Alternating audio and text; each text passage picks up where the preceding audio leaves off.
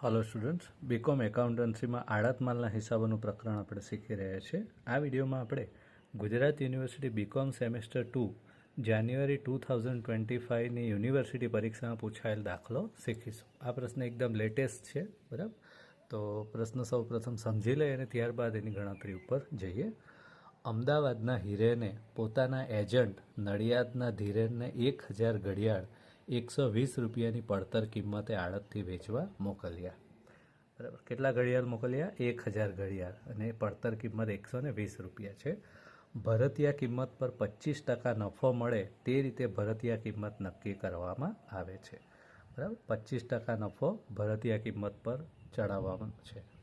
હિરેને માલ મોકલતા વીમાના 1500 રૂપિયા, ગાડી ભાડાના 300 રૂપિયા અને નૂરના 1200 રૂપિયા ચૂકવ્યા હતા। 3 પ્રકારનો ખર્ચ કરેલો છે। હિરેન એટલે કોણ? માલધણી। બરાબર, તારીખ 1/7/23ના રોજ હિરેને 30,000 રૂપિયાની 3 માસની એક હુંડી ધીરેનને લખી, જે તેણે સ્વીકારીને તુરંત પરત કરી, જે હિરેનને તારીખ 4/8/23ના રોજ વાર્ષિક 18%ના દરે બેંકમાં વટાવી।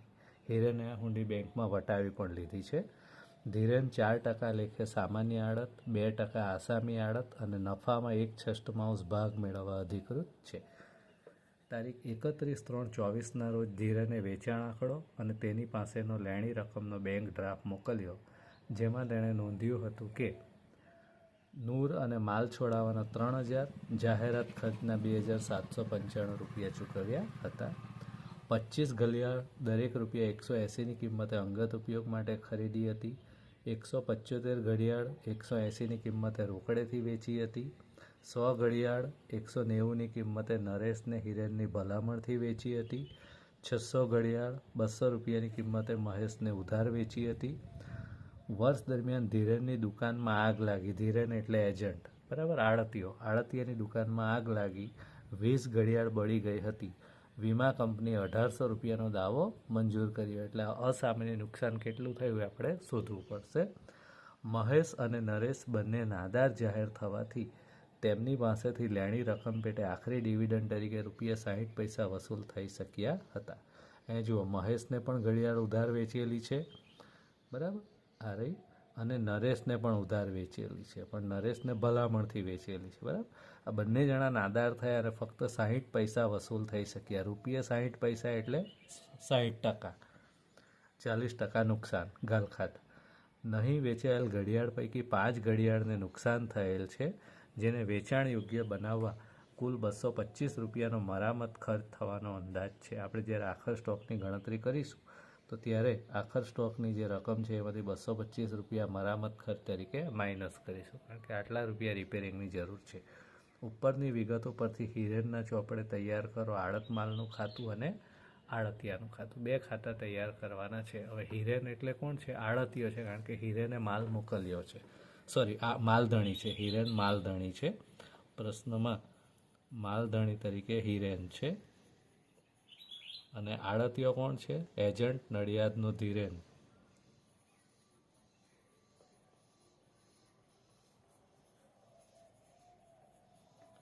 ધીરેન નડિયાદનો, બરાબર, અને માલધણી હિરેન જે છે ક્યાંનો છે? અમદાવાદનો છે। તો આ રીતે 2 પક્ષકારો છે, માલધણી છે તે આડતિયાને માલ વેચવા માટે મોકલે છે। હવે પ્રશ્નમાં જે નફાની વાત આપી છે એ ખાસ ધ્યાનમાં રાખવા જેવી છે કે ઘડિયાળની પડતર 120 રૂપિયા કિંમત છે, પણ ભરતીયા કિંમત પર 25% નફો ચડે તે રીતે ભરતીયા કિંમત નક્કી કરવામાં આવેલી છે, બરાબર। એટલે આ શોધવું બહુ અગત્યનું બની જશે આપણા માટે કે કેટલા રૂપિયા એની પડતર કિંમત તો આપી જ દીધી છે, પણ ભરતીયા કિંમત કેટલી હશે, બરાબર। તો આપણે પદ મૂકીએ। ધારો કે 100 રૂપિયા ભરતીયા કિંમત, ભરતીયા કિંમત પર 25% નફો મળે તે રીતે ભરતીયા કિંમત નક્કી કરવામાં આવેલી છે, એટલે માઇનસ નફો એમાંથી બાદ થશે 25%। 100ના 25% એટલે 25 રૂપિયા, એનો અર્થ કે પડતર કિંમત હશે 75 રૂપિયા, બરાબર। 75 રૂપિયા પડતર કિંમત હોય તો નફો 25 રૂપિયા। હવે આપણે પદ મૂકીએ કે જો પડતર કિંમત 75 હોય તો નફો 25 રૂપિયા, માટે પડતર કિંમત 120 રૂપિયા હોય તો નફો કેટલો? આમ કરીએ તો આપણને નફાની રકમ મળશે 40 રૂપિયા, એટલે કે એક ઘડિયાળ પર 40 રૂપિયા નફો ચડાવેલો છે, બરાબર. 120 રૂપિયાની ભલે પડતર હોય, એના પર 40 રૂપિયા નફો ચડાવેલો છે. ભારતીય કિંમત 160 થશે. આ રીતે જુઓ, 120 રૂપિયા પડતર કિંમત પ્લસ નફો 40 રૂપિયા, પડતર કિંમત વત્તા નફો એટલે કુલ રકમ જે મળે 160 રૂપિયા, આ આપણી ભારતીય કિંમત થશે, બરાબર. તો આ રીતે આપણી ભારતીય કિંમત શોધવાની ગણતરી થઈ ગઈ. ચાલો હવે આડત માલના ખાતામાં જઈ અને ધીમે ધીમે એક પછી એક બધી વિગતોની એન્ટ્રી આપતા જઈએ.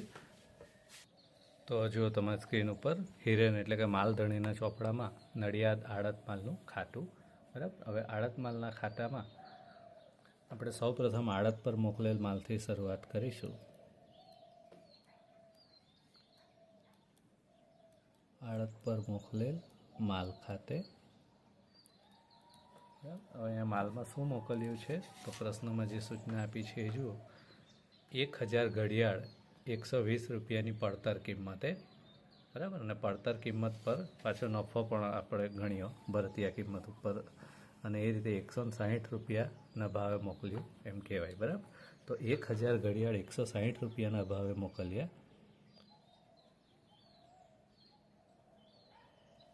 તો 1000 ઘડિયાળ અને 160 રૂપિયા પ્રમાણે ગણતરી કરીએ. તો 1000 ગુણ્યા 160 એટલે રકમ આવશે 1,60,000 રૂપિયા. તો અહીંયા રકમમાં લખી દઈશું 1,60,000 રૂપિયા. ચાલો હવે નફો ચડાવીને મોકલ્યા છે એટલે જે તફાવત છે પડતર કિંમત અને ભારતીય કિંમત એ આડત માલ ખાતે જમા થશે. તો જમા બાજુ લખીશું આડત પર મોકલેલ માલ ખાતે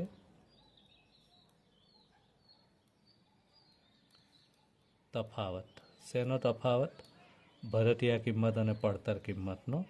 તો 1000 ઘડિયાળ છે અને તફાવત કેટલો? તફાવત એટલે નફો. ભારતીય કિંમત 160 છે અને પડતર કિંમત 40 છે. તફાવત કેટલો? 40 રૂપિયા, બરાબર. તો 40 રૂપિયા પ્રમાણે 1000 ઘડિયાળની તફાવતની રકમ 40,000 રૂપિયા થશે, બરાબર. તો આ રીતે આડત પર મોકલેલ માલ અને એના તફાવતની એન્ટ્રી થઈ ગઈ. હવે પ્રશ્ન જોતા જઈએ, એની અંદર જે બીજી વિગતો આપી હોય એની એન્ટ્રી કરતા જઈશું. તો પ્રશ્નમાં જુઓ, હિરેને માલ મોકલતા વીમો, ગાડી ભાડું અને નૂરના ચૂકવ્યા હતા, એટલે આ ખર્ચ છે, બરાબર. તો લખીશું રોકડ ખાતે ખર્ચ, માલધણીનો ખર્ચ. હિરેન એટલે માલધણી છે, બરાબર. કયો કયો ખર્ચ કર્યો? વીમાના 1500 રૂપિયા, ગાડી ભાડાના 300 અને નૂરના 1200. આ રીતે 3 પ્રકારના ખર્ચા ચૂકવ્યા. ત્રણનો સરવાળો 3000 રૂપિયા થાય છે, બરાબર. તો માલધણીના ખર્ચાની એન્ટ્રી થઈ ગઈ. ત્યારબાદ હિરેને 30,000 રૂપિયાની 3 માસની હુંડી લખી ધીરેનને, જે તેણે સ્વીકારીને તુરંત પરત કરી. એટલે આડતિયાએ હુંડી સ્વીકારી. આડતિયો જો હુંડી સ્વીકારે તો આડતિયાના ખાતામાં જમા બાજુ એની એન્ટ્રી થાય. તો 30,000 રૂપિયાની જે હુંડી સ્વીકારી આડતિયાએ, તો અહીંયા આડતિયાના ખાતામાં જમા બાજુ લખીશું લેણી હુંડી ખાતે, બરાબર.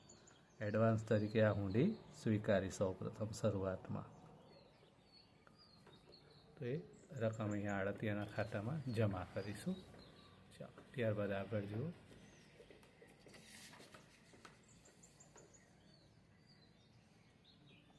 હિરેને તારીખ 4/8/23ના રોજ વાર્ષિક 18% દરે બેંકમાં વટાવી. હિરેન એટલે માલધણીએ આ હુંડી બેંકમાં વટાવી લીધી છે. તો એ વટાવની રકમ જે છે એ આપણે અહીંયા આડત માલના ખાતામાં લખીશું.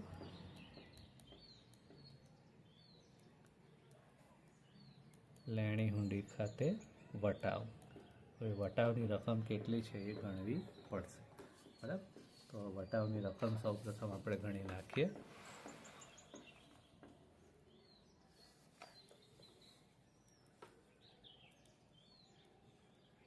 લેણી હુંડીનો વટાવ, બરાબર. તો હુંડીની રકમ કેટલી છે સૌ પ્રથમ એ જુઓ. પ્રશ્નમાં જે હુંડીની રકમ આપી છે, કેટલા રૂપિયાની હુંડી છે? 30,000 રૂપિયાની, અને 18% દરે બેંકમાં વટાવી. બરાબર,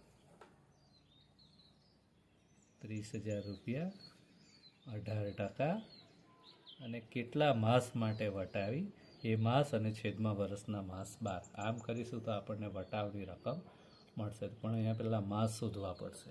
બરાબર, તો એના માટે જે તારીખ આપી છે એ તારીખ બહુ અગત્યની છે કે કઈ તારીખે હુંડી લખી હતી 1/7/23ના રોજ, અને 3 માસ માટેની હુંડી લખી હતી. બરાબર, તો 1/7/23એ હુંડી લખી હતી.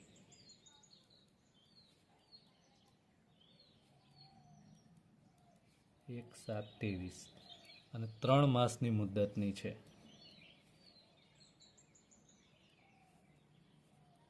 એટલે 3 માસ પછી એની પાકતી તારીખ આવે. બરાબર, તો 3 માસ પછી પાકતી તારીખ આવશે.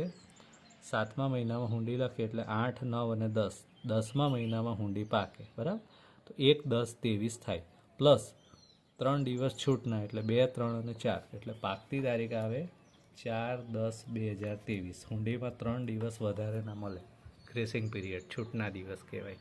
બરાબર, તો 3 માસ ઉમેરો અને બીજા 3 દિવસ છૂટના ઉમેરો એટલે 4/10/23 પાકતી તારીખ આવે. હવે હુંડી કઈ તારીખે વટાવી? 4/8/23ના રોજ.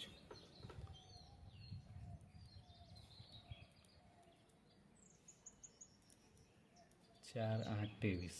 હવે આ 4/8/23થી પાકતી તારીખ છે 4/10/23.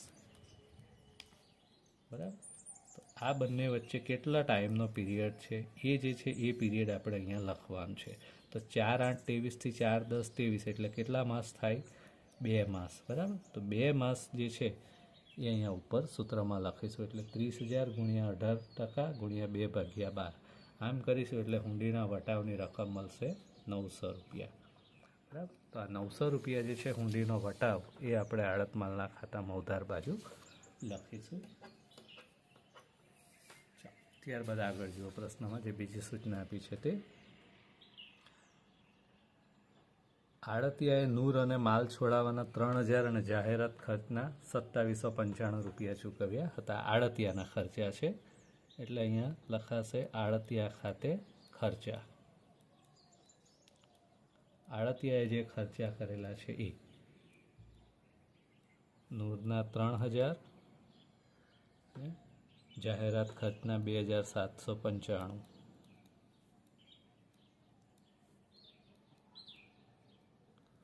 આ રીતે બંને થઈને આડતિયાએ 5,795 રૂપિયા ખર્ચ કરેલો છે.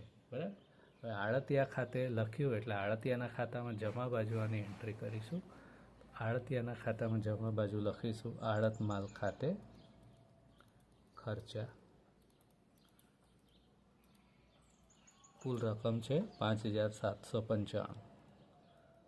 એ બંને રકમ બતાવીએ તો પણ બતાવી શકાય, એના બદલે આપણે એકસાથે જ લઈ લીધો આંકડો. ચાલો ત્યારબાદ આગળ જુઓ પ્રશ્નમાં.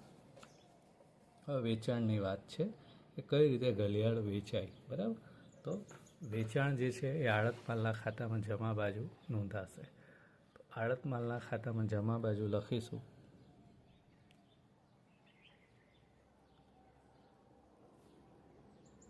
આડતિયા ખાતે વેચાણ. કેટલી ઘલિયાળનું કઈ રીતે વેચાણ કર્યું એ. તો પ્રશ્નમાં જુઓ, આડતિયાએ જે વેચાણ આંકડો મોકલ્યો એમાં શું સૂચના આપી છે? 25 ઘડિયાળ 180ની કિંમતે અંગત ઉપયોગ માટે ખરીદી હતી. બરાબર,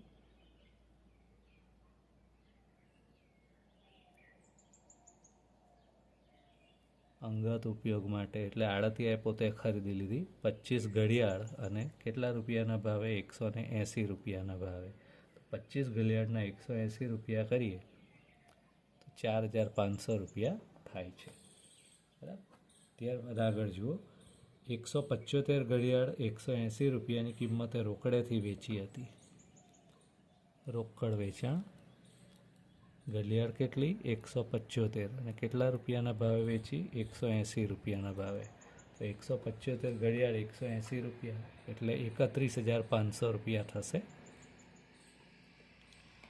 100 ઘડિયાળ 190ની કિંમતે નરેશને હિરેનની ભલામણથી વેચી. હિરેન એટલે માલધણી, માલધણીની ભલામણથી વેચેલી છે એટલે ઉધાર વેચાણ છે. બરાબર, ઉધાર વેચાણ ભલામણથી.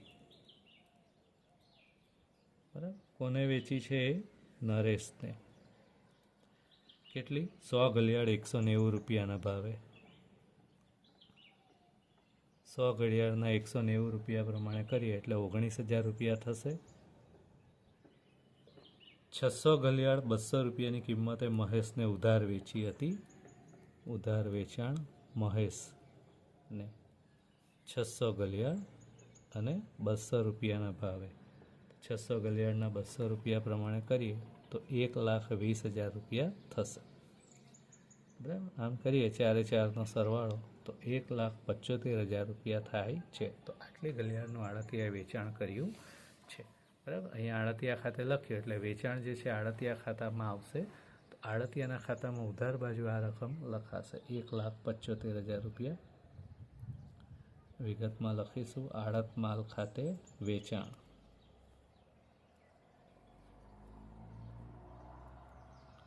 બરાબર. અહીંયા આપણે એક જ આંકડો કુલ લઈ લીધો. 4 4 અલગ અલગ બતાવવા હોય તો એ બતાવી શકાય.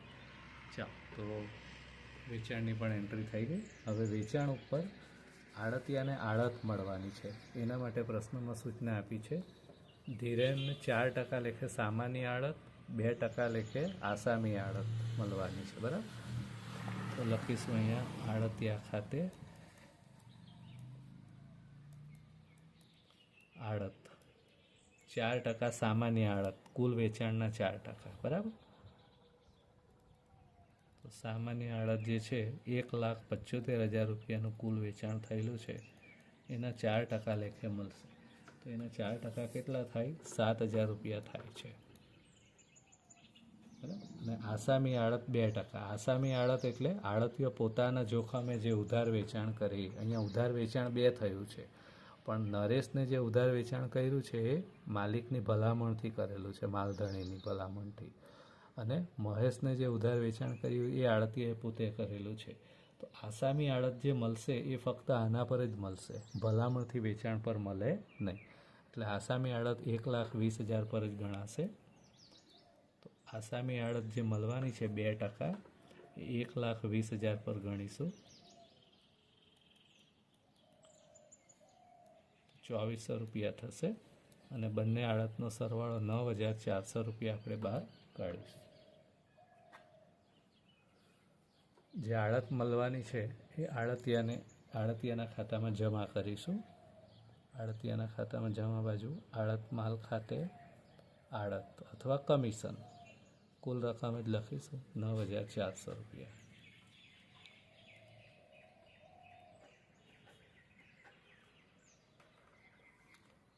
ચાલો, હવે પ્રશ્નમાં જે બીજી સૂચના આપી છે એ જોતા જાઓ. મહેશ અને નરેશ બંને નાદાર જાહેર થવાથી તેમની પાસેથી લેણી રકમ પેટે આખરી ડિવિડન્ડ તરીકે ₹60 વસૂલ થઈ શક્યા હતા. મહેશ અને નરેશ બંને નાદાર થયા કે જેને ઉધાર વેચાણ કરેલું. બરાબર. હવે મહેશને જે ઉધાર વેચાણ કરેલું એ આડતિયાએ પોતાના જોખમે કરેલું છે, એના માટે એને આસામી આડત પણ મળેલી છે. એટલે એની કોઈ એન્ટ્રી અહીંયા કરવાની રહેતી નથી. બરાબર. આસામી આડત મળતી હોય તો ઉધાર વેચાણની કોઈ એન્ટ્રી આવશે નહીં. પણ નરેશને જે ઉધાર વેચાણ કરેલું એ માલધણીની ભલામણથી કરેલું છે, એટલે એના પર જે નુકસાન થશે એની એન્ટ્રી અહીંયા કરવી પડશે. બરાબર. ગાલખાત તરીકે. તો એ આપણે અહીંયા લખી દઈશું આડતિયા ખાતે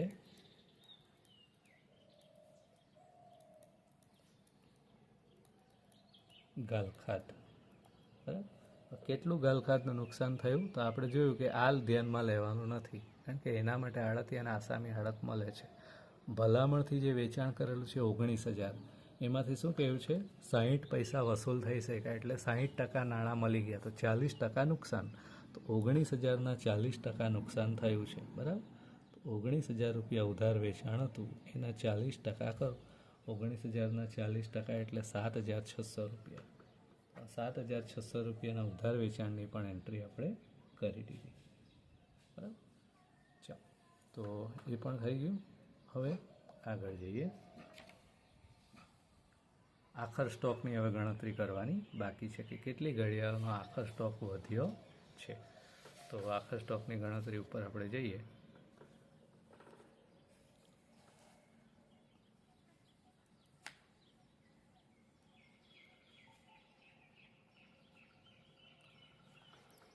આખર સ્ટોકની ગણતરીમાં જુઓ કે આડતિયાએ કુલ કેટલી ઘડિયાળ મોકલી અને એમાંથી કેટલી ઘડિયાળ વેચાય, બરાબર. તો આડતિયાએ 1000 ઘડિયાળ મોકલી હતી એવું પ્રશ્નમાં સૌપ્રથમ શરૂઆતમાં સૂચના આપેલી છે, બરાબર.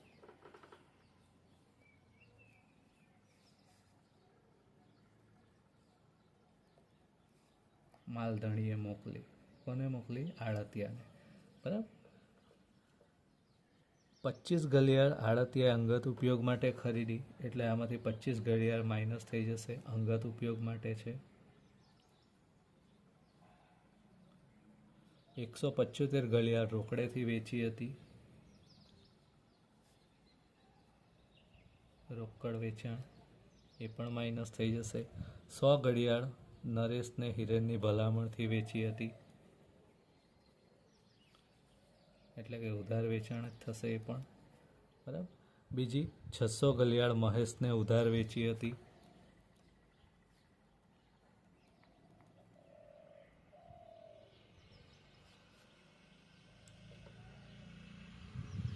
વર્ષ દરમિયાન ધીરેનની દુકાનમાં આગ લાગી અને 20 ઘડિયાળ બળી ગઈ હતી.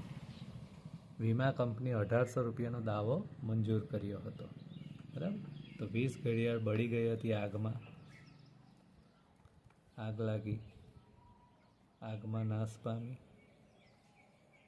ચાલો, તો આટલી ઘડિયાળો બાદ કરી દઈએ તો છેવટે કેટલી ઘડિયાળ વધી એ જે ઘડિયાળ છે આખરનો સ્ટોક કહેવાશે, બરાબર. તો આટલી ઘડિયાળો બાદ કરી એટલે 80 ઘડિયાળ વધે. આ 80 ઘડિયાળ જે છે એ શું હશે? આખરનો સ્ટોક. તો 80 ઘડિયાળની પડતર કેટલી એ આપણે અહીંયા શોધવી પડશે, બરાબર.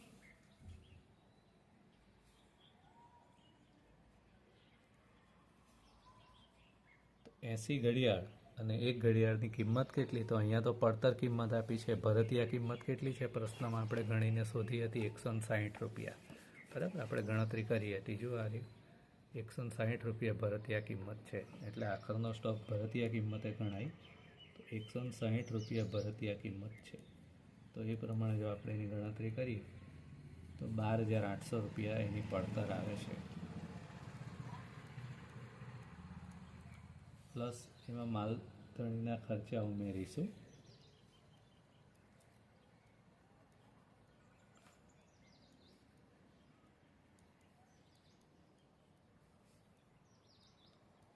માલધણીએ કેટલા ખર્ચા કરેલા છે? તો જુઓ પ્રશ્નમાં જે સૂચના આપી છે કે માલધણીએ વીમાના, ગાડી ભાડા અને નૂરના આમ 3 થઈને 3000 રૂપિયા ખર્ચ કરેલો હતો, બરાબર. તો 1000 ઘડિયાળ માટે 3000 રૂપિયા ખર્ચ છે. આ રીતે પદ મૂકીશું, 1000 ઘડિયાળ માટે 3000 રૂપિયા ખર્ચ. તો 80 ઘડિયાળ માટે ખર્ચ કેટલો? બરાબર, આ રીતે પદ મૂકીશું. તો 80 ઘડિયાળ માટે ખર્ચની રકમ આવશે 240 રૂપિયા. આ માલધણીનો પ્રમાણસર ખર્ચ થઈ ગયો. આડતિયાનો પ્રમાણસર ખર્ચ શોધીએ. આડતિયાએ જે ખર્ચા કર્યા છે એ જો, આડતિયાએ 2 ખર્ચા કરેલા છે. માલના નૂર અને માલ છોડાવવાના 3000, જાહેરાત ખર્ચના 2795. તો જાહેરાત ખર્ચ જે છે એ વેચાણ માટે કરેલો ખર્ચ છે, એટલે એને આપણે ધ્યાનમાં લેવાનું નથી, પણ નૂરનો જે ખર્ચ છે 3000 રૂપિયા એને ધ્યાનમાં લઈશું, બરાબર. તો આડતિયાએ 1000 ઘડિયાળ માટે 3000 ખર્ચ કરેલો છે. આ રીતે સૂત્ર મૂકીશું, 1000 ઘડિયાળ માટે 3000 રૂપિયા ખર્ચ, 80 ઘડિયાળ માટે કેટલો? તો એનો પણ જવાબ આવશે 240 રૂપિયા. આ રીતે કરીએ તો 13,280 રૂપિયા થાય છે, બરાબર. હવે પ્રશ્નમાં જે સૂચના આપી છે એક હવાલો આપ્યો છે. એ સૂચનામાં એવું કહ્યું છે, નહીં વેચાયેલ ઘડિયાળ પૈકી 5 ઘડિયાળને નુકસાન થયેલું છે, એટલે કે જે આખર સ્ટોક છે તે, એને વેચાણ યોગ્ય બનાવવા કુલ 225 રૂપિયાનો મરામત ખર્ચ થવાનો અંદાજ છે, બરાબર. જ્યારે પણ આખર સ્ટોક પર રિપેરિંગ કામ કરવાનું હોય તો એ આખર સ્ટોકની કિંમતમાંથી બાદ થાય. તો અહીંયા 225 રૂપિયા મરામત ખર્ચ માઇનસ કરીશું.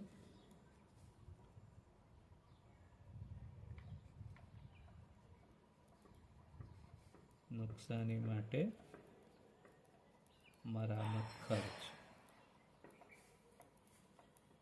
225 રૂપિયા. તો 13,280માંથી 225 બાદ કરીએ તો 13,055 રૂપિયા જે છે એ આખર સ્ટોકની પડતર થાય છે. બરાબર.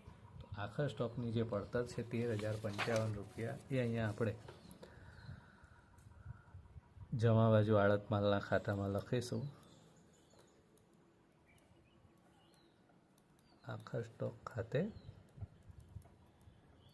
13,055. હવે આખર સ્ટોક અનામત. તો આડત માલ સ્ટોક અનામતમાં જેટલો પણ નફો રહેલો છે એ નફાની એન્ટ્રી હવે આડત માલના ખાતામાં ઉધાર બાજુ કરવાની. બરાબર. તો આડત માલ સ્ટોક અનામત ખાતે લખીશું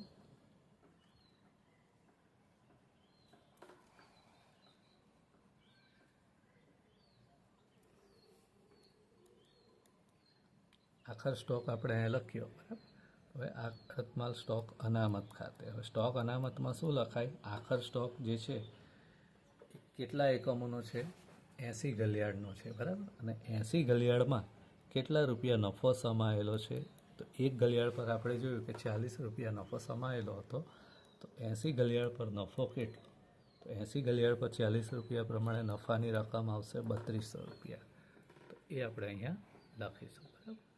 તો આ રીતે આખર સ્ટોક અનામતની રકમ પણ શોધાઈ ગઈ. હવે હજુ એક ગણતરી આપણે કરવાની બાકી છે, અસામાન્ય નુકસાન. પ્રશ્નમાં 6થા મુદ્દામાં આપ્યું છે, વર્ષ દરમિયાન ધીરેનની દુકાનમાં આગ લાગી અને 20 ઘલિયાળ બળી ગઈ હતી. વીમા કંપની 1800 રૂપિયાનો દાવો મંજૂર કર્યો હતો. બરાબર. તો જે 20 ઘલિયાળ બળી ગઈ હતી એની આપણે વાત કરીએ. તો અસામાન્ય નુકસાનનો આપણે ગણતરી કરવી પડશે. એના માટે જુઓ તમે સ્ક્રીન ઉપર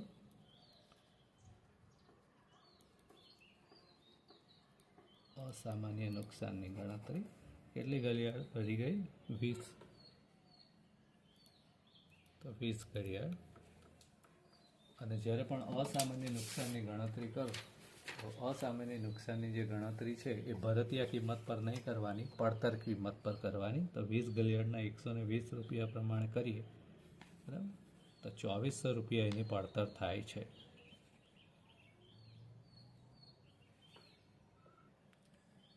તો અહીંયા 20 ઘલિયાળના 120 રૂપિયા લેખે પડતર થઈ. હવે એની અંદર માલધણી અને આડતિયાના પ્રમાણસર ખર્ચા ઉમેરવાના હોય છે. તો પ્લસ માલધણીનો પ્રમાણસર ખર્ચ. માલધણીએ જે ખર્ચ કર્યો છે આપણે જોઈ ગયા કે માલધણીએ કેટલો ખર્ચ કર્યો છે? 3000 રૂપિયા. બરાબર. તો 1000 ઘલિયાળ માટે 3000 રૂપિયા ખર્ચ હોય. તો 20 ઘલિયાળ માટે ખર્ચ કેટલો? બરાબર. આમ કરીએ એટલે 60 રૂપિયા માલધણીનો પ્રમાણસર ખર્ચ આવશે. આડતિયાનો પ્રમાણસર ખર્ચ. આ ઘલિયાળનું નુકસાન આડતિયાને ત્યાં થયું છે એટલા માટે આડતિયાનો પ્રમાણસર ખર્ચ પણ લખવો પડશે. બરાબર. જો રસ્તામાં જ નુકસાન થયું હોત તો આડતિયાનો પ્રમાણસર ખર્ચ આપણે એડ કરતે નહીં. પણ પ્રશ્નમાં શું સૂચના આપી છે? ધીરેનની દુકાનમાં આગ લાગી એટલે આડતિયાની દુકાનમાં આગ લાગેલી છે. બરાબર.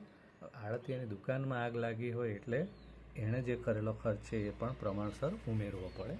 તો આડતિયાએ જે ખર્ચ કરેલો છે, આડતિયાએ 2 પ્રકારનો ખર્ચ કરેલો છે. જો પ્રશ્નમાં જે સૂચના આપી છે એ પ્રમાણે આડતિયાએ જે ખર્ચ કરેલો છે, કયો કયો ખર્ચ છે? આવર્તક પણ છે અને બિન આવર્તક પણ છે. જુઓ, નૂર અને માલ છોડાવવાના 3000 રૂપિયા, જાહેરાત ખર્ચના 2795 રૂપિયા. બરાબર. તો જાહેરાત ખર્ચ જે છે એ આવર્તક ખર્ચ છે, જ્યારે આ બિન આવર્તક. તો બિન આવર્તક ખર્ચ જ આપણે ધ્યાનમાં લેવાનો, આવર્તક ખર્ચ ધ્યાનમાં લેવાનો નથી. તો અહીંયા ફક્ત 3000 રૂપિયા જ આપણે ધ્યાનમાં લઈશું. બરાબર. તો આડતિયાએ 1000 ઘલિયાળ માટે 3000 રૂપિયા ખર્ચ કર્યો હોય તો 20 ઘલિયાળ માટે કેટલા રૂપિયા ખર્ચ કર્યો? આમ કરશું તો એનો પણ જવાબ આવશે 60 રૂપિયા છે. તો આ રીતે 2520 રૂપિયા બરાબર કુલ નુકસાન થાય. હવે એમાંથી વીમા કંપનીએ કેટલા રૂપિયાનો દાવો મંજૂર કરેલો છે? પ્રશ્નમાં સૂચના આપી છે 1800 રૂપિયા. 1800 રૂપિયા વીમા કંપની આપશે એટલે માઇનસ કરી દઈએ. માઇનસ વીમા કંપનીએ દાવો મંજૂર કર્યો ₹1800. તો 1800 આપણે માઇનસ કરીએ એટલે અસામાન્ય નુકસાનની રકમ થશે ₹720. બરાબર, આ એકચ્યુઅલમાં અસામાન્ય નુકસાન છે આટલું. વીમા કંપનીએ જેટલો દાવો મંજૂર કર્યો એ અને અસામાન્ય નુકસાન આ બંને રકમ આપણે અહીંયા આડત માલના ખાતામાં લખવી પડશે. બરાબર, તો આડત માલના ખાતામાં આપણે જમા બાજુ લખીશું.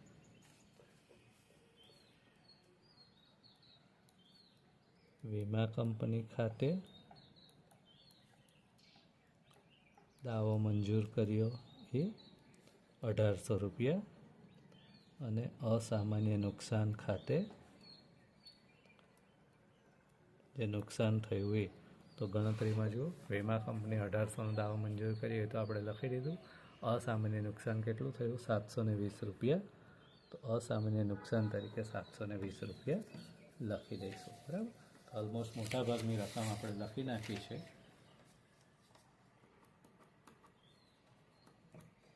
હવે આડત માલ ખાતું ક્લોઝ કરવાનો ટાઈમ થઈ ગયો છે.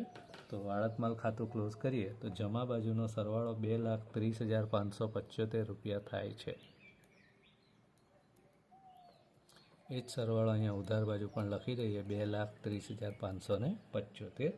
અને એમાંથી ઉધાર બાજુની જે રકમો છે એ માઇનસ કરીએ તો તફાવતની રકમ આવે છે ₹40,680. બરાબર, ₹40,680 આડત માલનો નફો છે. પણ આ પ્રશ્નમાં જે સૂચના આપી છે એ પ્રમાણે નફો જે છે એમાં આડતિયાને પણ ભાગ છે. જુઓ, ધીરેનને 4% સામાન્ય આડત, 2% આસામી આડત અને નફામાં 1/6 ભાગ મેળવવા અધિકૃત છે. એટલે આડતી અને નફામાં 1/6 ભાગ આપવાનો છે. બરાબર, તો જેટલો નફો થયો એનો 1/6 આપણે આડતિયાને આપીશું. બરાબર, એટલે આ નફાના 2 ભાગ પડશે. બરાબર, 1/6 ભાગ આડતિયાને મળશે. તો 1/6 પ્રમાણે ₹6,780 થાય છે. બરાબર, તો આ ₹6,780 આપણે આડતિયાને નફામાં ભાગ આપીશું. અને બાકીની રકમ જે છે એ નફા નુકસાન ખાતે કહેવાશે આડત માલનો નફો. બરાબર, તો 40,680માંથી 6,780 બાદ કરો એટલે ₹33,900 જે છે. બરાબર, આ આડત માલનો નફો કહેવાશે. તો આ રીતે આડત માલનું ખાતું અહીંયા પૂરું થાય છે. હવે આડતિયાનું ખાતું ક્લોઝ કરીએ તો આડતિયાના ખાતામાં જે વિગતો લખવાની હતી ઓલમોસ્ટ આપણે લખી દીધી છે. આડતિયાને જે નફામાં ભાગ આપવાનો છે ₹6,780 એ લખીએ જમા બાજુ.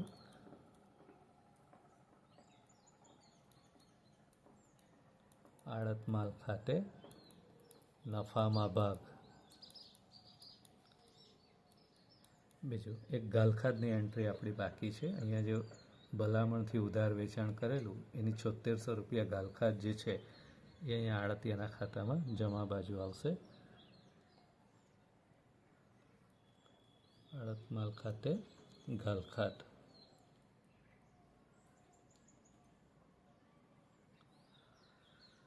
હવે આડતિયાનું ખાતું પણ ક્લોઝ કરીએ તો ઉધાર બાજુનો સરવાળો 1,75,000 થાય છે. એ જ સરવાળો જમા બાજુ પણ લખી દઈએ, 1,75,000. અને એમાંથી જમા બાજુની બધી રકમ બાદ કરીએ એટલે તફાવતની રકમ મળશે ₹1,15,425. આટલી રકમનો બેંક ડ્રાફ્ટ તૈયાર કરીને આડતિયાએ માલધણીને મોકલ્યો હશે. જો પ્રશ્નમાં સૂચના આપી છે વચ્ચેના પેરેગ્રાફમાં 31/3/24 ધીરેન વેચાણ આંકડો અને લેણી રકમનો બેંક ડ્રાફ્ટ મોકલ્યો. લેણી રકમ એટલે કેટલી? અરે આ 1,15,425. અહીંયા લખીશું બેંક ખાતે બેંક ડ્રાફ્ટ. અને આ રીતે આડતીઓ પોતાનો હિસાબ પૂર્ણ કરશે. આ રીતે આપણો પ્રશ્ન અહીંયા પૂરો થાય છે.